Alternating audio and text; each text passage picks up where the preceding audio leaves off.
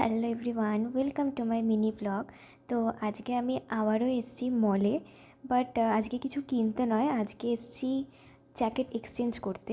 আগের দিন আমি দুটো জ্যাকেট কিনে নিয়ে গেছিলাম আর মায়ের জন্য একটা জ্যাকেট কিনেছিলাম, বাট সেখানে মায়ের জ্যাকেটের ফিটিংস একদম পারফেক্ট ছিল, কিন্তু আমার দুটোর মধ্যে একটা জ্যাকেট ভীষণ টাইট হচ্ছিল। অ্যান্ড ওটা এস সাইজে ছিল, আমি এস সাইজই পরি সবসময়, বাট ওটার হাতের কাজটা অনেকটাই আমার টাইট লাগছিল, মনে হয় আগের থেকে অনেকটা মোটা হয়ে গেছি।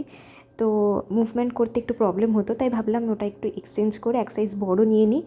তাই আজকে এসেছি ওটাকে এক্সচেঞ্জ করতে। আর তারপর ভাবলাম যে আরও কিছু টপ নিই, তো আমি এখানে 2-3টে টপ ট্রায়াল দিচ্ছিলাম, তার মধ্যে থেকে আমি দুটো টপ নিয়েছি।